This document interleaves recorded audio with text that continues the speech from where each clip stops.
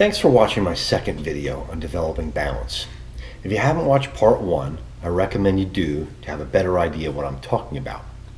In this video, I'm going to give you a number of practical examples I used when developing balance in my own son.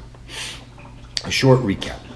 I believe the essence of balance can be found in three strengths.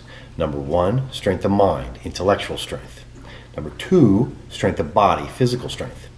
Number three, strength of spirit, emotional strength. This is the three-legged stool upon which you live your life. Live a good and healthy life. The more balanced these strengths, mind, body, spirit, the stronger the foundation, and the more likely you are to live the life of an ICD adult, an independent, confident, good decision maker.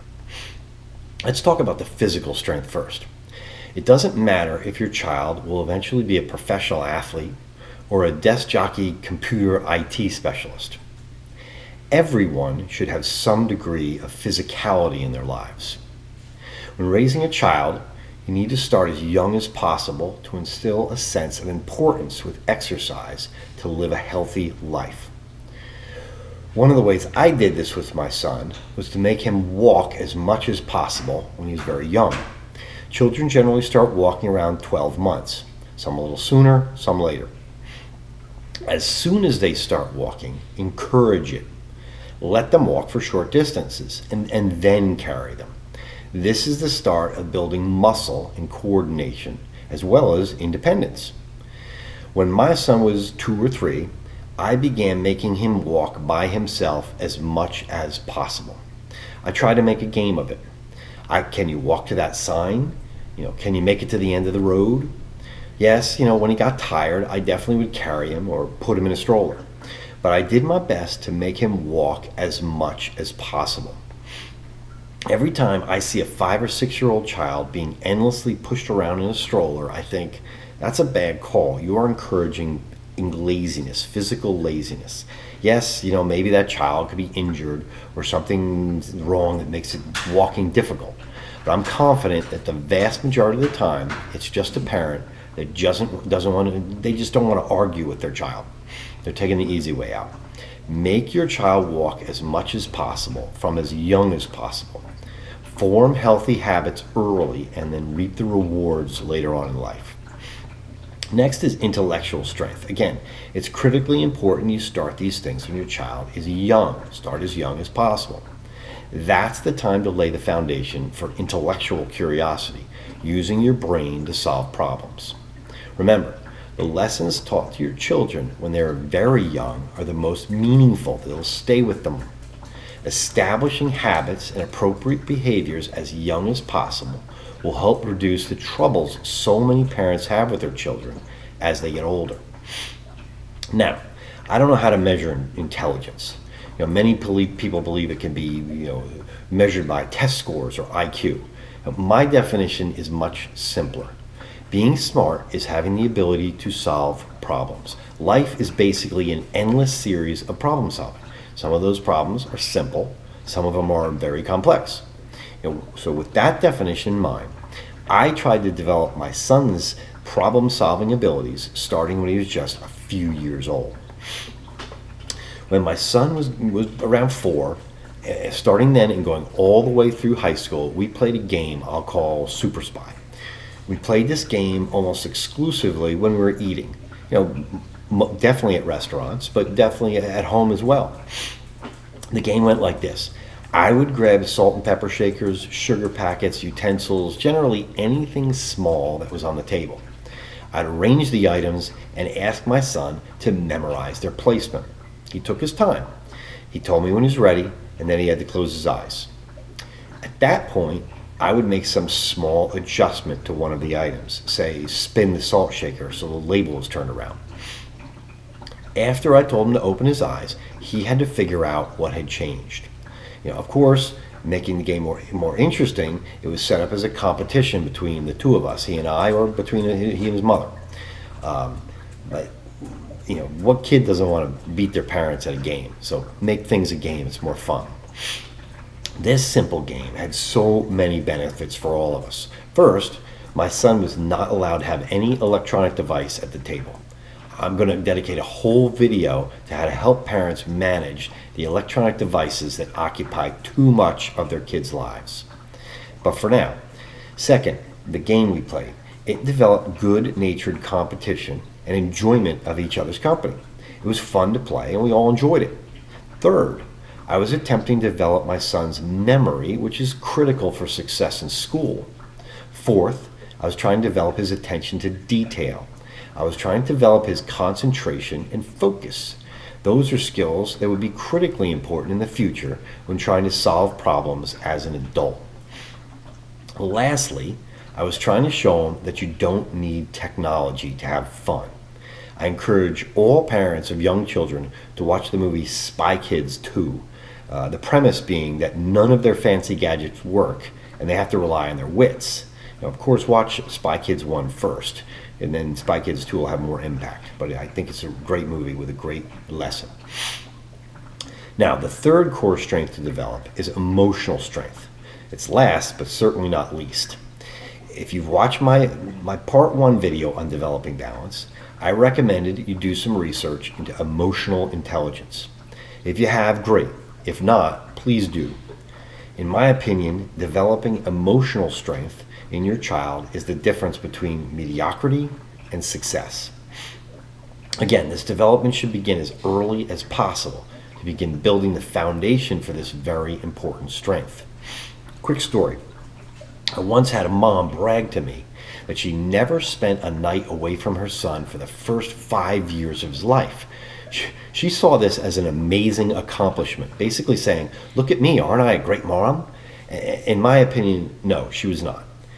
If you want to raise a child that is confidently independent, you need to create opportunities for that young child to be independent, especially from their parents. Now, building emotional strength. My wife and I were very lucky. As soon as my wife was able to return to work part-time, our son spent 2 days a week with his grandparents. He was a baby. I dropped him off on my way to work. I picked him up on my way home. I considered us lucky because we had someone we completely trusted that would take care of him away from us all day for 2 days a week. So for the first few years of his life, he got to experience 2 days a week without his parents, independent from us. Good stuff. Now, jump forward a couple years. As soon as he was old enough to attend a few summer camps, we made sure he attended several every summer. At first, he always had at least one friend at those camps. I would generally arrange a meeting with several moms so we could organize the kids' summer so that they all had at least one friend attending the camps with them. So, just as important, we moms would suggest camps that each of our children were interested in. I always made sure my son attended a camp he initially had no interest in. In some cases, a camp he really didn't want to attend. This was one of those early times when I put him in an uncomfortable situation, consciously, purposefully. Remember, I talked about teaching your little one to learn to be comfortable with being uncomfortable. Summer camps are a great way to accomplish this.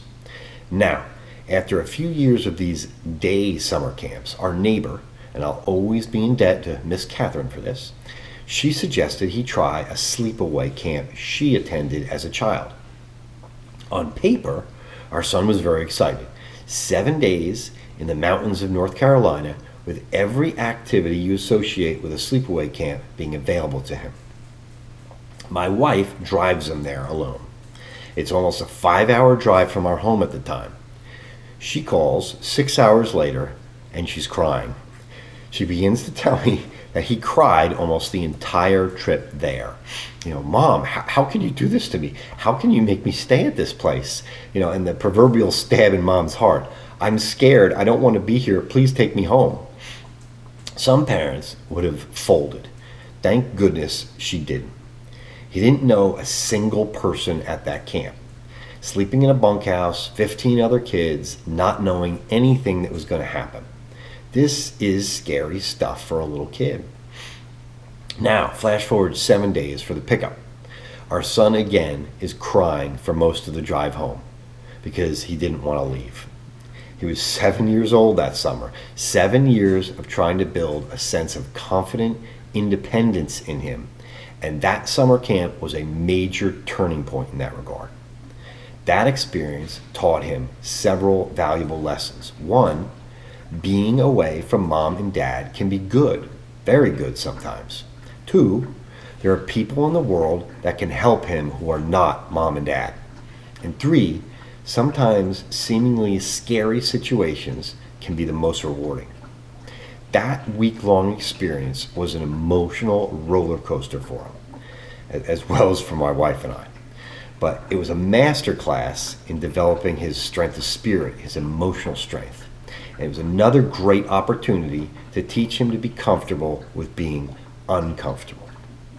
Now, I promised to share a few real-life things I did with my son to develop his balance of strength, mind, and body. In this video, I've given you a few of those examples, just a few.